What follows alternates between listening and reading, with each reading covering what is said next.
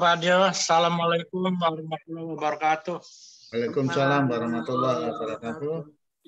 Ibu, bapak-bapak yang saya cintai, selamat pagi, salam bugar, salam sehat. Sebelumnya saya terima kasih kepada host dan co-host dengan I Have a Dream-nya. Pagi ini sebetulnya acara ini minggu yang lalu ya, tetapi karena untuk persiapan 17 Agustus saya serahkan pada panitia yang judulnya Kentut. Kentut itu sebetulnya bahasa mana sih? Bahasa Jawa? Kalau Jawa nggak pakai K, kentut. Ngentut kalau di Jawa itu. Pakai Kalau bahasa Sunda hitut atau bobos ya, Mang Asep ya. Betul, hitut atau bobos. Ya. Itu halusnya Pak Dokter. Ya, halusnya bobos ya. Di Betawi juga kentut tuh. Kalau bahasa kedokterannya flatus. Kalau sekali flatus, kalau seringkali flatulensi. Kalau di Padang buang angin namanya, Pak. Buang angin. Buang angin atau kalau karena ut itu selalu jadi ui, jadi kantui.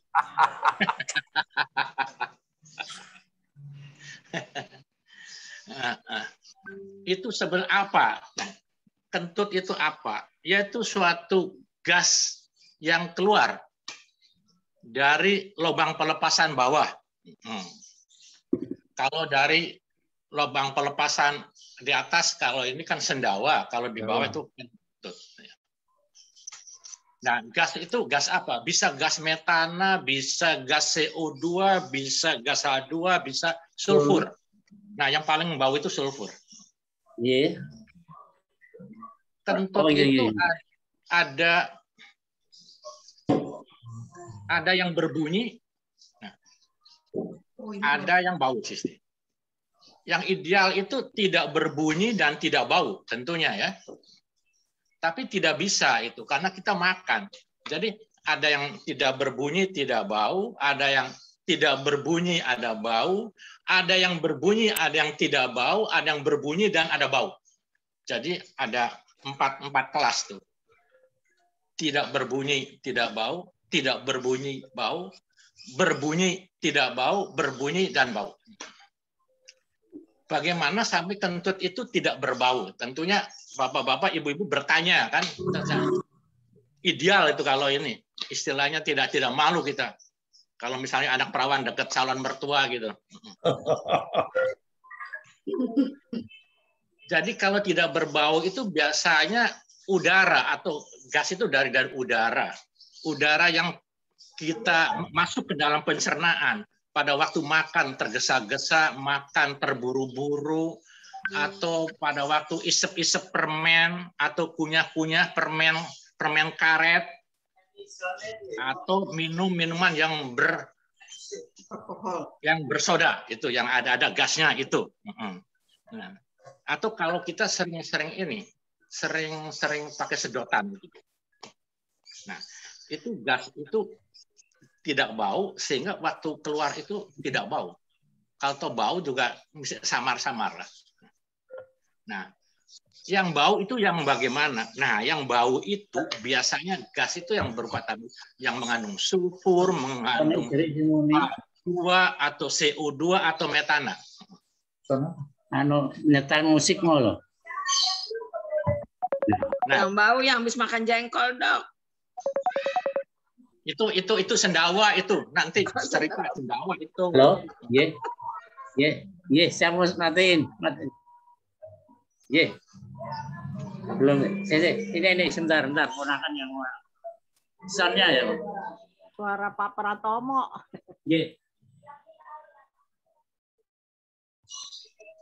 Sudah suaranya? Maaf Pak.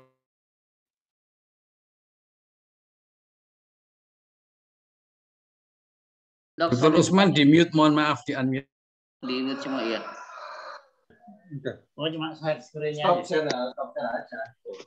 Ya, sebenarnya tidak usah. Bau, ya. Memang betul apa kata Ibu Yanti itu jengkol atau apa namanya pete itu ya. Tapi itu sudah jelas itu. Tapi yang bau sekali itu kalau kita banyak makan protein, banyak makan telur, susu. Nah, itu juga bawang putih, kol, brokoli. Nah, itu banyak dari H2S itu. Nah, yang bau juga kalau kita misalnya banyak minum antibiotik.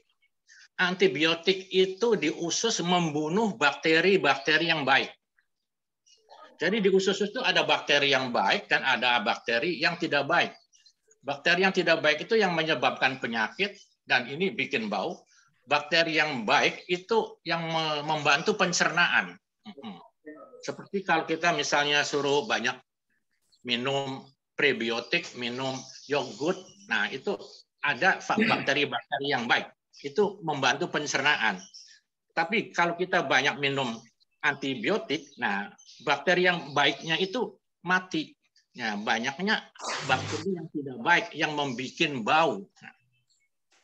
Dan bau juga kalau kita misalnya di dalam pencernaan itu ada kanker. Kanker di luar kulit aja itu lama-lama itu bau itu, apalagi kanker yang di dalam pencernaan itu sangat bau. Juga kalau kita sembelit itu feses di dalam usus itu lama. Nah, karena feses itu lama sehingga pengaruh bau dari feses itu dominan sekali.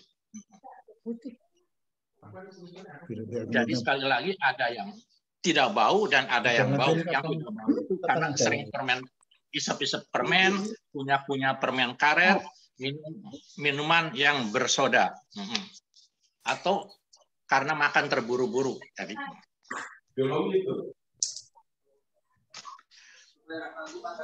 Mengenai kadang-kadang kentut itu ada juga yang namanya refleks yang tidak disengaja.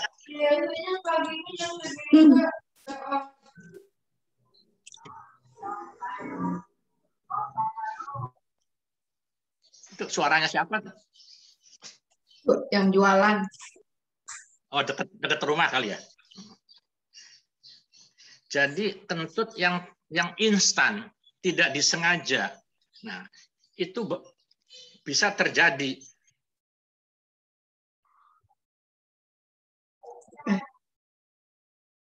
Suaranya Dokter Usman.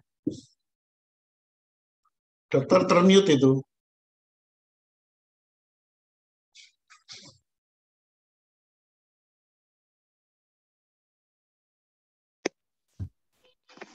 Ya, kedengaran? Benar. Ya, jadi kentut secara instan itu tidak disengaja. Kenapa terjadinya? Yaitu di dalam lambung itu ada gas. Nah, kita makan, memberi tempat kepada makanan, sehingga gasnya itu terdesak. Nah, lama-lama gas itu akan keluar melalui dubur dalam bentuk kentut. Jadi, kalau misalnya yang kentut tidak disengaja, yang instan itu biasanya bunyinya tidak nyaring dan juga baunya tidak begitu menyengat gitu. Nah, kalau kita senang makan pedas-pedas, itu dubur juga lubang pelepasan itu akan pedas dan itu terasa. Nah, mengenai kentut itu berapa kali yang dianggapnya normal sini? Literatur pertama, kalau kurang dari 10 kali itu masih normal. Literatur yang saya baca yang kedua 15 kali. Literatur ketiga 20 kali. Nah, kita ambil patokan yang lebih dari 10 kali aja yang tidak normal. Jadi kalau sekali kentut namanya flatus, kalau sering kentut namanya flatulensi. Nah, ada lagi kentut yang beruntun. Jadi, dut. Nah, itu beruntun. Itu karena peristaltiknya kurang bagus gitu ya. Nah, peristaltik itu suatu gerakan usus secara fisiologis, secara normal terjadi pada manusia itu. Jadi kalau kentut itu gas keluar melalui dubur, kalau sendawa itu gas keluar melalui mulut. Yang melalui mulut juga ada yang jadi problem juga itu. Kalau kita misalnya dehidrasi itu air liur berkurang. Nah, air liur itu fungsinya membunuh kuman. Karena air liur berkurang, kuman juga akan banyak. Karena fungsi air liur sekali lagi membunuh kuman. Air liurnya berkurang, kuman banyak, sehingga mulut bau. Juga kalau makanan, tadi makan pete, makan jengkol itu. Tapi yang merokok juga bisa. Yang giginya yang karies, yang bolong-bolong juga bisa. Dan cara menyikat gigi juga. Nah, kentut itu bukan penyakit yang serius ya. Itu sebetulnya sesuatu kondisi seseorang ya. Misalnya kentut, misalnya sendawa, misalnya batuk itu kalau sekali-kali sih nggak apa-apa. Jadi tidak ada istilah pengobatan yang khusus mesti makan tablet ini, makan sirup ini, itu tidak ada. Yang ada tuh istilahnya pencegahan supaya kita itu kentut itu seminimal mungkin, tidak terlalu sering, tidak sampai 10 kali per hari gitu. Dan syukur-syukur kentutnya itu bunyinya tidak nyaring dan tidak bau. Jadi di sini ada preventif, yaitu misalnya dari makanan dan dari olahraga. Olahraga yang baik itu akan membuat peristaltik itu baik. Nah, dengan peristaltik yang baik itu akan akan kentutnya itu tidak begitu bau dan juga tidak begitu sering. Nah, mengenai makanan ini memang kita harus makan ya. Harus makan. Jadi dikatakan tadi yang banyak makan telur.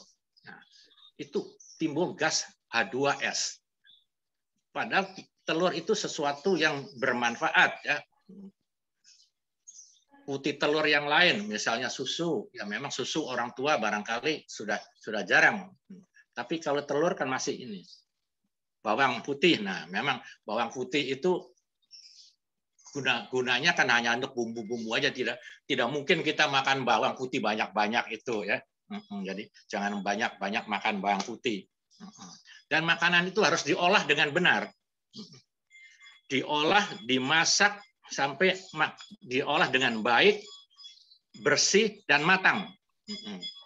Kalau kurang matang itu lebih banyak gas yang terjadi. Kalau matang, gas yang terjadi itu lebih sedikit. Berarti olahraga yang teratur supaya peristaltiknya ini. Dan kondisi gigi palsu. Gigi palsu itu harus baik, tidak boleh longgar. Kalau longgar itu udara bisa masuk. Gigi juga sama, gigi yang kropos-kropos itu menimbulkan bau, itu bisa keluar melalui dubur itu. Dan rokok, alkohol juga dijauhi. Nah, yang terakhir ini ada makanan-makanan yang sering bikin gas. Ya memang tadi saya ulang lagi, yaitu protein-protein itu. Telur, jadi telur itu ya sekadarnya aja makan. Kacang-kacangan, keju, yogurt, sayur-sayuran tadi brokoli, kol, kubis, bawang putih, wortel, seledri, nah, itu juga bikin gas. Itu. Buah-buahan yang sering bikin gas adalah apel dan pisang. Biji-bijian yang sering bikin gas adalah gandum, roti gandum itu. Minuman yang suka bikin gas itu minuman yang bergas tadi, yang bersoda tadi. Dan pemanis dari fruktosa, pemanis dari sorbitol. Terus umbi-umbian, terkenal tuh umbi-umbian tuh ubi jalar tuh. Kalau kita di kampung godok ubi jalar tuh, habis itu wah rame kentut itu. Jadi sekali lagi kentut itu bukan suatu hal yang bukan hal penyakit ya. Jadi tidak perlu dipikirkan secara serius gitu. Cuma kita harapkan kentut itu tidak berbau dan tidak bunyi. Ya tuh kalau bunyi itu karena banyak gas. Kalau gasnya sedikit, tekanannya sedikit, bunyinya juga lemah. Kalau bau tadi gas sulfur yang dominan. Gas sulfur yang banyak dari protein, dari telur, dari umbi-umbian juga. Kiranya sekian pagi ini soal kentut. Wassalamualaikum warahmatullahi wabarakatuh. Waalaikumsalam warahmatullahi wabarakatuh. Bagaimana kalau orang kadang-kadang justru tidak kentut malah mengganggu? Jadi berharap kita bisa kentut. Kadang-kadang ada orang yang mengeluh tidak bisa kentut itu, Dok. Jadi Betul. Itu biasanya di rumah sakit, Pak Dio. Di rumah sakit misalnya kita operasi perut ya. Itu dokter bedah yang mengoperasi itu kalau visit itu pasti pertanyaannya sudah kentut belum, Pak? Sudah, waduh, dokter bedahnya seneng tuh. Karena kalau dengan jawaban sudah kentut, berarti peristaltik usus itu sudah bagus. Justru kalau peristaltiknya tidak bagus, tidak bisa kentut. Dan itu mungkin salah operasi. Jadi itu kentut yang diharapkan adalah kentut setelah operasi perut. Kalau dalam kehidupan sehari-hari, di rumah ya, saya kadang-kadang ada yang mengeluh, kok saya nggak bisa kentut-kentut ya. Ada nggak upaya untuk bisa merangsang supaya kentut itu, Dok? Ya itu makan umbi-umbian itu atau makan telur. kalau saya setelah BP itu kentut melulu, Dok.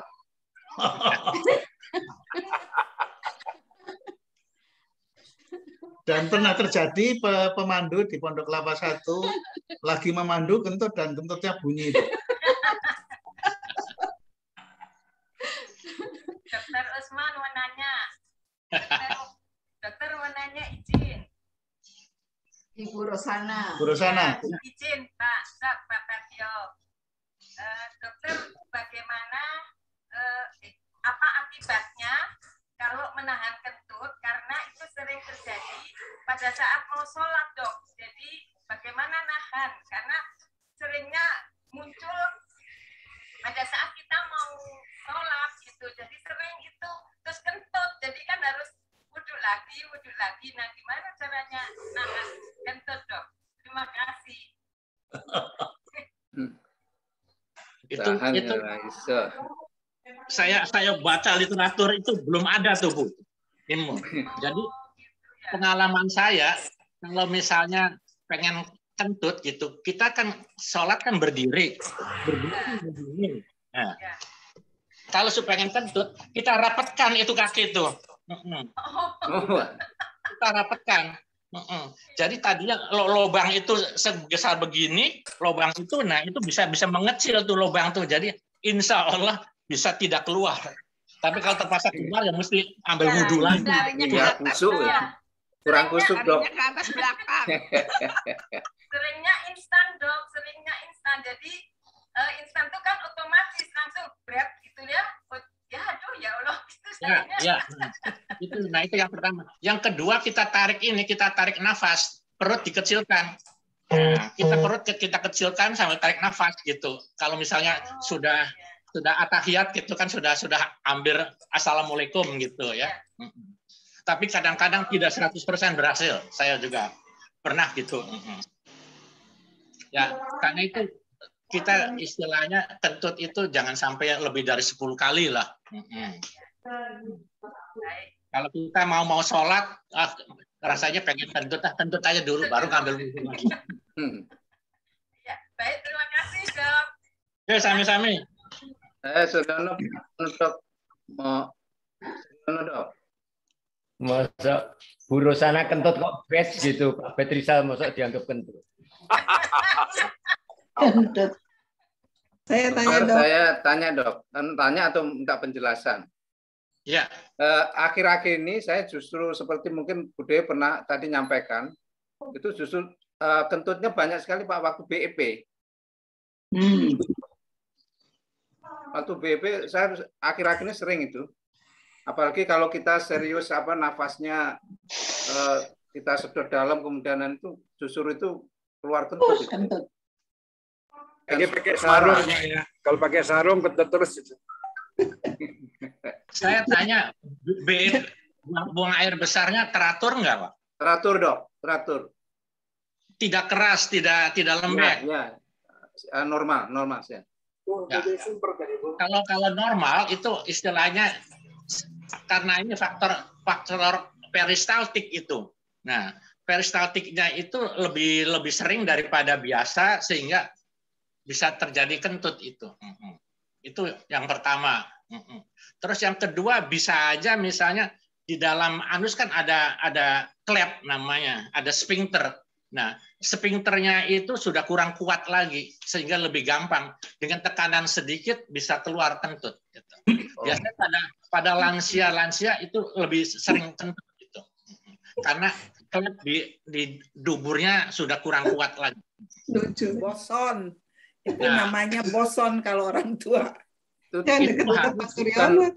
Kalau yang tipologi bukan tipologi itu Dok ya. Ini termasuk instan atau bukan itu? Saya boleh menambah sedikit. Jadi kalau dari BEP yang saya pahami ya, ada sejumlah daftar tertentu bahwa pada saat kita melakukan BEP itu terjadi proses yang disebut sebagai detoksifikasi. Nah, indikator detoksifikasi itu salah satunya itu diindikasikan melalui kentut. Ada kentut, ada sendawa, ada ngantuk. Yang paling berat itu sampai diare. Jadi menurut Haryangga itu bahwa kalau kita sedang melakukan BEP itu terjadi self healing di keluhan-keluhan tertentu dan dampaknya adalah pengeluaran racun, dan pengeluaran racun yang disebut sebagai detoksifikasi itu antara lain diindikasikan melalui berbagai macam hal. Jadi mungkin kalau dari kacamata BEP mungkin itu salah satu indikator adanya detoksifikasi itu disebutkan juga kentut. Baik, saya tambahan saya itu. Ya, terima kasih tambahannya Pak Fadil. Saya tanya dokter, saya tanya Mbak Rizal. Terima kasih dokter. Yang pertama, saya pernah bertengkar sama teman. Waktu itu kita duduk berempat. Tapi pada waktu berempat itu ada yang kentut tidak berbunyi. Baunya bau kali. Akhirnya kami bertengkar berempat. Menuduh siapa yang kentut. Ada yang ngaku satu pun. Ada yang ngaku. Kemudian kedua Dok, tadi kata dokter kentutnya perintah itu saya bisa melakukan itu Dok kalau mau main waktu lagi ramai sama kaum bergurau itu sering melakukan itu. Gitu kan bisa gitu. Ini serius Dok. Nah, saya juga begitu Pak waktu BEP Pak Bet. Waktu BEP itu juga gitu banyak. Jadi saya tanyakan sama dokter, ini kentut yang paling bagus tuh yang seperti apa gitu, supaya orang enak mengeluarkannya. Iya nggak bunyi dan nggak bau. Nggak bunyi nggak bau. Dan tadi bilang dokter harus makan ubi-ubian. Kebetulan nyonya nih lagi bakar ubi jalan. Bakar. Pak Ben sebentar lagi akan Ini yang saya tanya sama dokter. Kemudian satu lagi Dok, ini bukan kentut.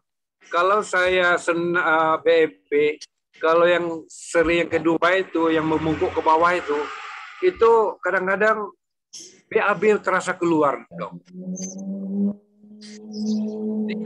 Pas tundukkan kepala gitu kan, tarik ke atas itu bolak-balik gitu tuh BAB terasa Dok.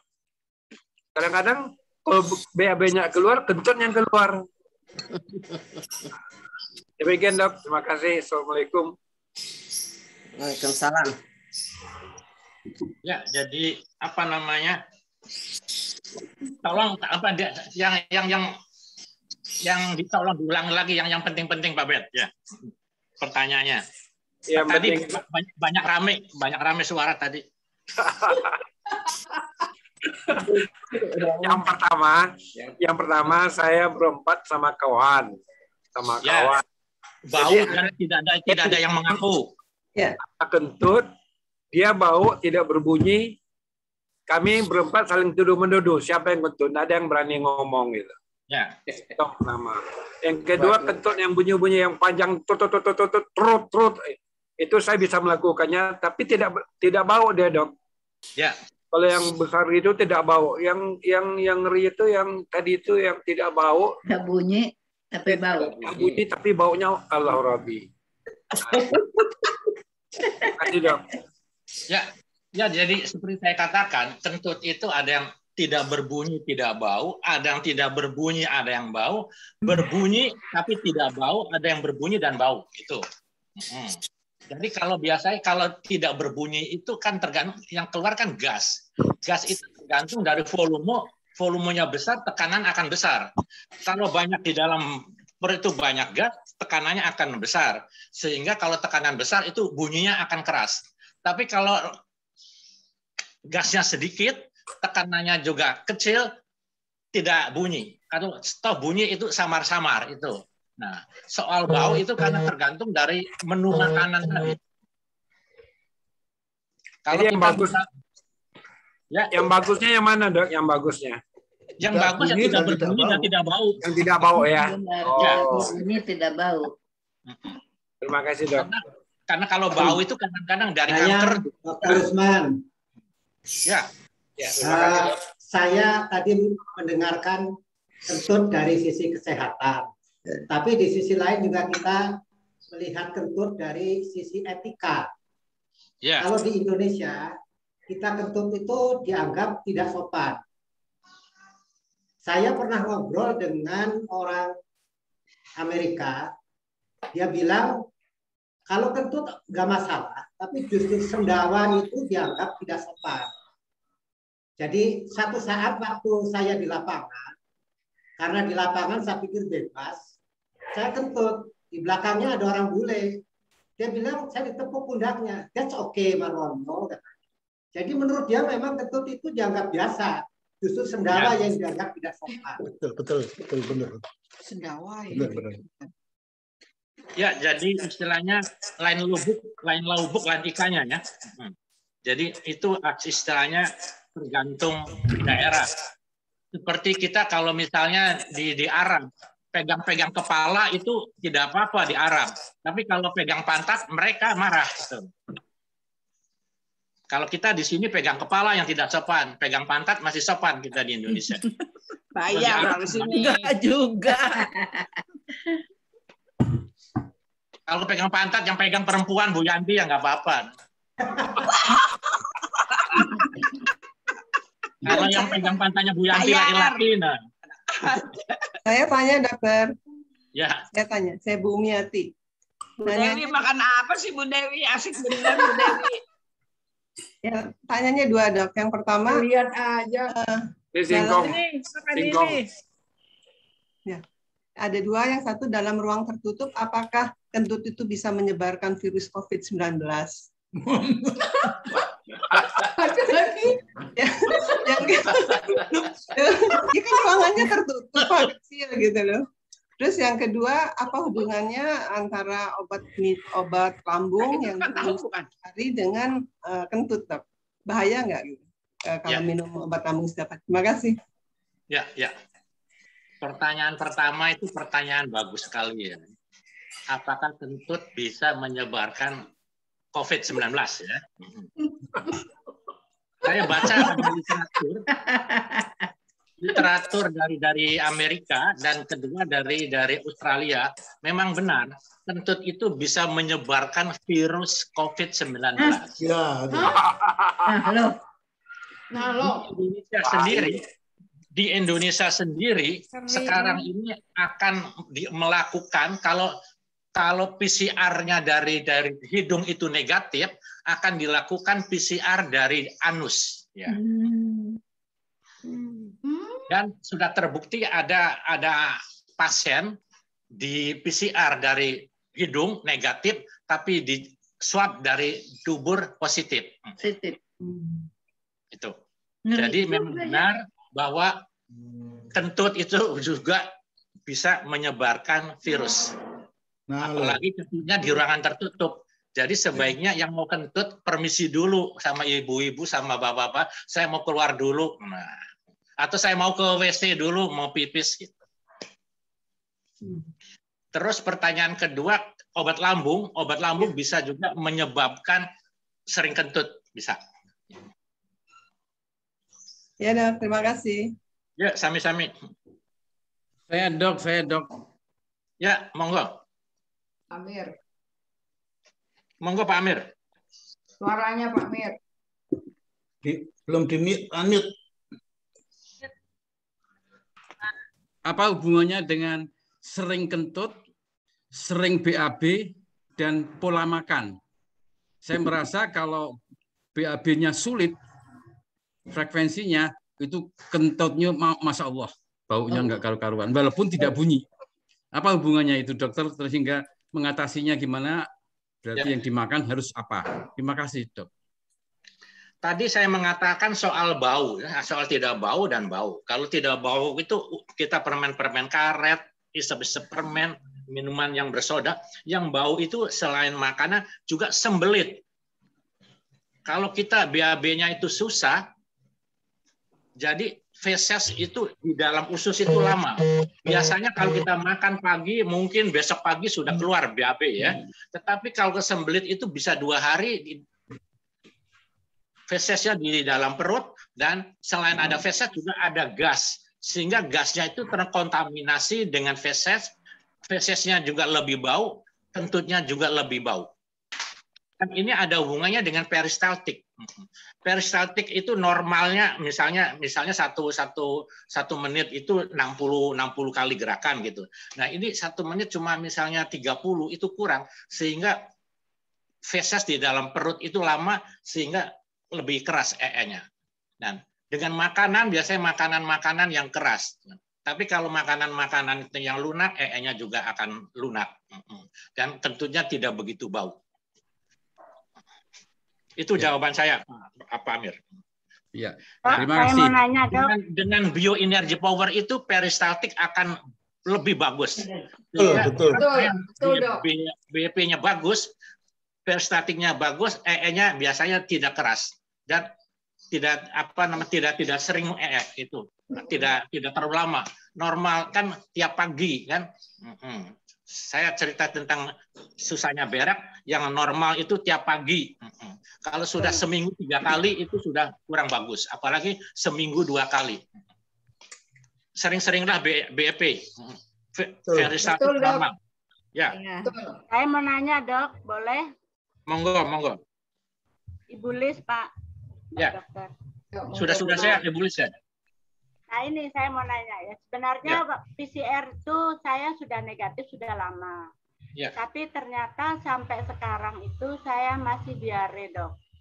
Saya sudah dari dokter selalu konsultasi dan dapat obat. Terakhir itu dapat obat Simpasim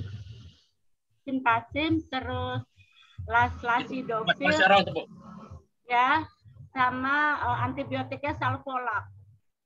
Nah, itu yang saya herankan, kadang-kadang 1 hari bisa agak kental, tetapi kadang-kadang masih kayak keluar semburan gitu, Dok. Maaf ya. Kayak semburan jembrot gitu. Jadi masih encer. Nah, itu kenapa ya, Dok ya? Apa ini yang disebut long COVID ya? Padahal PCR-nya sudah negatif sudah lama. Ya. Makasih. Bisa disebut long COVID, bisa. Nah, tadi saya soal PCR, Ibu berani nggak menantang ini yang memeriksa itu? Tolong periksa dari dubur PCR-nya. Duh, nggak berani dong. Yang ngambil perawat perempuan, jangan perawat laki-laki, perawat perempuan yang ambil. Jadi gitu. sekarang ini sudah memang betul. Jadi sudah literatur dari CDC Amerika dan dari Australia itu kentut bisa menyebarkan virus COVID-19. Jadi nanti PCR kalau dari PCR dari hidung negatif akan dicolek dari dubur. Nah, Ibu Lis nggak apa-apa cari perempuan, suster perempuan, Mbak tolong colek dari dubur saya gitu PCR-nya. Yang nyoleknya mau enggak? Nah itu perawatnya mau enggak? Kalau perawat ya mau lah. Padahal sudah. Hartoyo bisa tuh Pak Hartoyo. Padahal sudah dikasih antibiotik, sudah dikasih simpasim. Jadi simpasim itu dimakan ketika kita sedang makan, dan antibiotik diminum setelah antibiotiknya Salvolak, Dok. 500 mg itu 3 kali sehari, Pak Dokter. Tapi kok belum sembuh-sembuh ya? Begini Bu, saya bukan ahli obat-obatan ya, tapi Simvatin itu sepertinya itu obat kolesterol itu. Nah, Simvastatin atau Simpasin? Bukan Simvastatin, Dok. Tetapi pakai set gitu loh. Apa ya namanya? Zintasin. Obat itu Bu ada 2 macam, nama dagang dan nama generik. Itu nama dagangnya pakai Z tadi. Nah, isinya tuh apa? Dibaca isinya, konten, nah apa? Nah, terus yang lak itu biasanya ada dulkolak, ada mikrolak. Itu ada obat untuk mengencerkan itu. Oh. Gitu ya. Tolong isinya apa tuh? Ya. Kalau misalnya antibiotik, kalau misalnya itu antibiotik, virus itu sebetulnya sampai sekarang virus itu tidak ada obat yang bisa membunuh virus ya. Itu. Ya. Tidak ada obat yang bisa membunuh virus. Yang bisa membunuh virus itu antibodi seseorang. Dan yang penting ada juga efek samping dari obat itu bisa diare. Efek samping dari obat itu bisa diare, itu banyak tuh. Dari antibiotik, amoxicillin itu kadang-kadang diare itu. Ya. Kasih tahu aja dokternya yang ngasih itu. Tapi kalau misalnya sampai ini ya minta dicolek dari dubur aja, periksa PCR. Oh. Dok, yang obatnya Cepasim. Cepasim. Ya. Sama antibiotiknya Salovac. Salovac, ya. Salovac. Ya. Salovac. Jadi antibiotik itu tidak bisa membunuh virus ya. Kalau misalnya diarenya lebih sering, kenapa nggak minum yang biasa aja seperti Nyudiatab gitu? Tadinya sudah minum itu. Jadi sekarang ini tidak sering-sering banget gitu. Tapi kondisi fesesnya itu kadang-kadang ya agak keras, tapi kadang-kadang jembrot gitu kayak cair gitu, saking cairnya, Dok. Jadi saya bingung kenapa sudah 2 minggu nih nggak sembuh-sembuh gitu. Saya minum obat itu tadi sudah 2 minggu. Dari makanan juga bisa ya. Obatnya nggak cocok mungkin, Dok ya? Iya. Jadi obatnya nggak cocok karena itu bilang ke dokter tolong bisa diganti juga gitu obatnya. Ada cuman ke belakang BAB-nya. Ya, serius Pak. Oh iya, rajin, Dok. Ya. Terima kasih, Dok. Ya, sami-sami. Assalamualaikum, dokter mau tanya. Mau. Ritualianti. Tadi sudah dikemukakan ya kalau nggak bisa kentut itu mungkin karena habis operasi. Tapi kalau nggak habis operasi, nggak bisa kentut itu kenapa, Dok? Kemarin-kemarin itu karena iritasi saluran kencing gitu. Tapi kok akhirnya nggak bisa kentut itu kenapa ya, Dok? Bisa dari efek samping obat bisa, Bu. Obat itu selain ada efek yang baik, ada efek yang tidak kita harapkan. Ada obat yang efek sampingnya itu mencret, ada obat yang efek sampingnya tidak bisa. Seperti saya kalau minum amoxicillin itu terjadi EE-nya keras dan tidak ada kentut. Antibiotik itu. Jadi untuk memancing supaya kentut itu gimana dok? Tadi faktor makanan tadi ya? Nah, merubah makanan tadi ya mesti banyak telur, makan sayur. Telur banyak-banyak. Makan ubi kali ya? Makan ubi. Dijalar. Iya dok. Ya, makasih dok. Saya tambahkan ini pengalaman ada seorang kolega dokter kulit juga. Dia agak aneh gitu ya. Ya dalam kita dokter itu sekarang sudah almarhum ya. Itu cerita dari pasien-pasien yang pernah berobat ke dia itu selalu diberi obat terus harus makan itu tidak boleh makan ABCD, mesti makannya tuh sayur semua ya. Jadi istilahnya betul-betul seperti orang vegan gitu. Vegetarian murni gitu. Nah, suatu saat saya ketemu dengan dia di suatu kongres gitu. Mas, kenapa sih mau olahraga di naik sepeda gitu? Mas, saya mau tanya nih, kok pasien-pasien sampean selalu dikasih ini? Itu supaya kalau misalnya kita banyak makan sayur-sayur yang ini, sayur-sayur tertentu gitu ya, itu nya tuh tidak bau. Kentutnya juga tidak bau, dia bilang. Itu gampang kentut. Ya, jadi kentut biasa tetapi tidak bau. Tapi tetap bunyi gitu karena sayuran itu kan bikin gas juga. Tapi baunya tuh kurang. Ya udah dok, makasih. Ya, sami-sami. Saya dok, dari jauh dok. Monggo. Nah itu. Ya jadi tadi memang masalah ini menarik. Yang pertama dok. Kenalkan dulu. Oh iya, Haryoto dari Samarinda dok. Ya, Samarinda ya. Iya. Ini kaos biasanya kaosnya cuma Balikpapan, moga-moga nanti Samarinda sebentar lagi dok. Ada Samarinda, ada. I love Samarinda ada. Wah, iya. Terima kasih Bu Adi. Alhamdulillah ya, sip. Nanti merah. Ada I love Samarinda, ada I love Kaltim, tapi I love Balikpapan udah lebih dari 7. Wah, ini masih ada kolega di Samarinda atau Balikpapan nih pastinya. Oh, jadi, Balikpapan banyak. Nah, itu iya. Ya, silakan pertanyaannya, Mas Ar.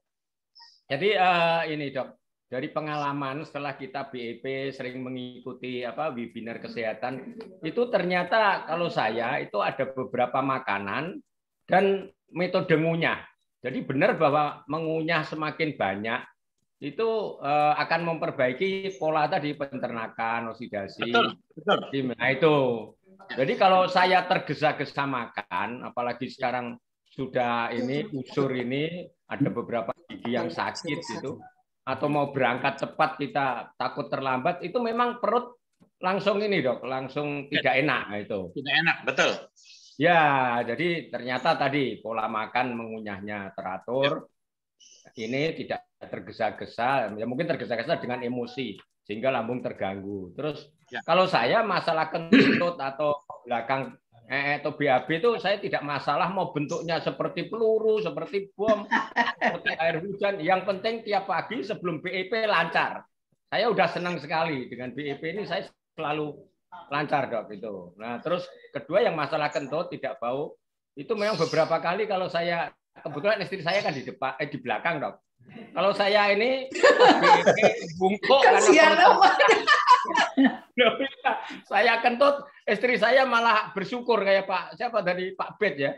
Alhamdulillah Papa sehat gitu. Terima kasih dok, itu ada masukan saya.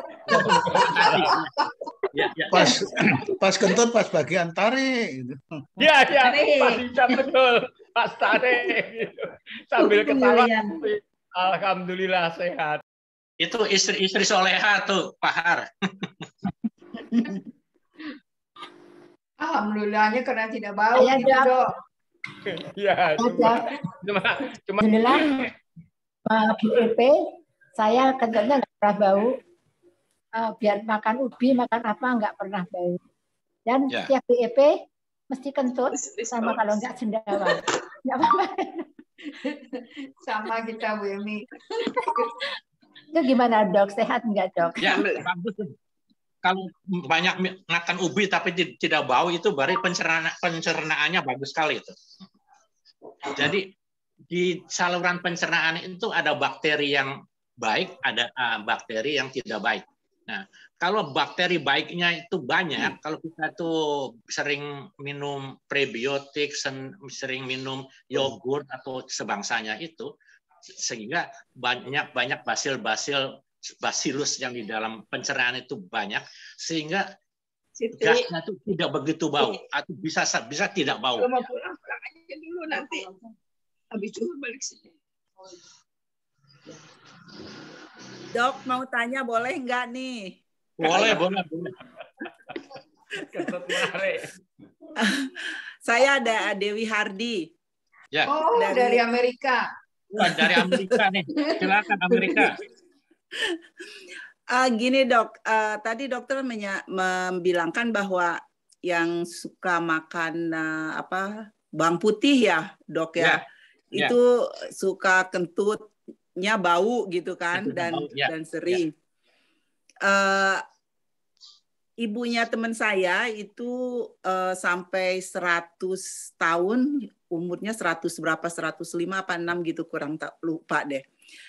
Itu dia tuh membiasakan dari sejak umur 80 itu sudah makan bawang putih, yang itu yang single, yang namanya bawang putih apa tuh? Yang Bawang lanang-lanang. Iya, yang single itu seharinya tuh 10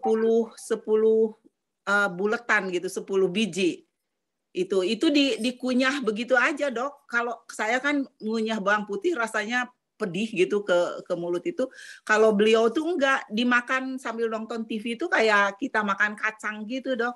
Tapi enggak, itu kentutnya gitu tuh enggak bau atau gimana, Dok, dan tidak sering kentut dan segala. Itu katanya menurut anyaknya, katanya kamu makan ini deh, kalau makan bawang putih tiap hari katanya 10 atau berapa gitu. Pasti panjang umur katanya, karena ibu saya juga begitu. Itu betul nggak ya, Dok? Badannya bau tapi ya. Enggak juga tuh, enggak. Kalau dilihat. Unmute, Dok. Belum di-unmute, Dok. Speaker. Kalau kumpul orang Korea tuh baunya bukan main tuh, Bu. Ya, kalau bawang putih bisa panjang umur saya tidak tahu. Katanya kalau umur itu sudah dipatok oleh Gusti Allah katanya ya.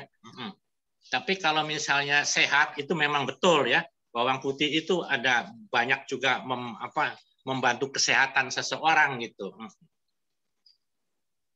Mungkin cocok aja kali ya, Dok, dengan badannya, sehingga yang dibilangkan suka bau, suka kentut, dan itu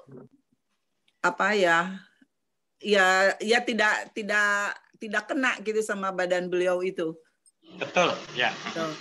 Itu bakteri-bakteri baiknya tuh banyak di dalam saluran pencernaan, sehingga gas yang keluar dari bawang putih itu bisa dinetralisir oleh bakteri yang bagus itu.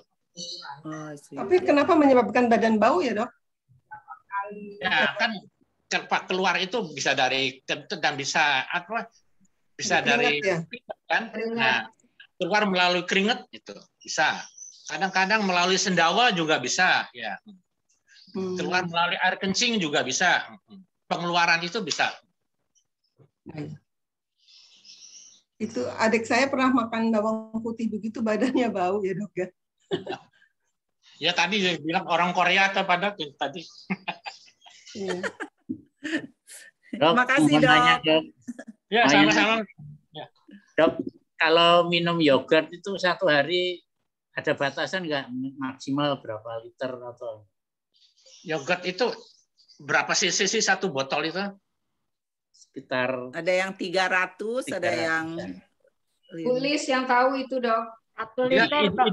Idealnya 3 botol bisa. Satu hari, Dok ya? Iya, satu hari 3 botol yogurt ya. Kalau saya jual sih 1 liter, Dok, satu botolnya. Oh, kalau 1 liter ya 1 botol aja. Kalau yang 300 cc itu 3 botol kan hampir 100 cc itu hampir 1 liter. Gitu.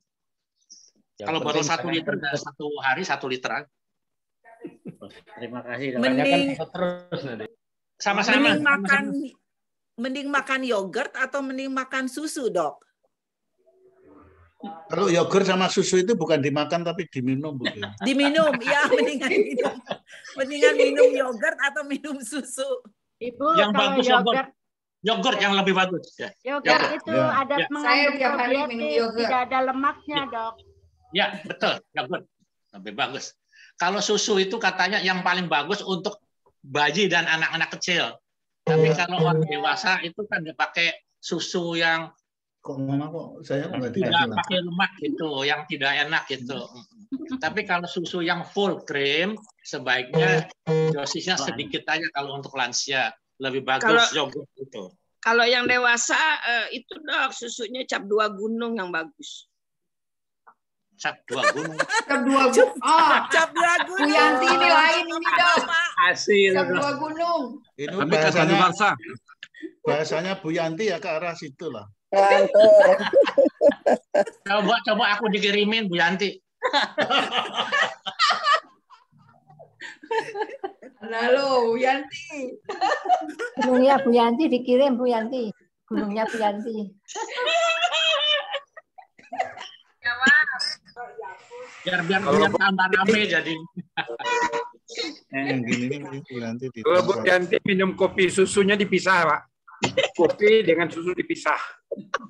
Itu Bu Yanti itu. Hayo.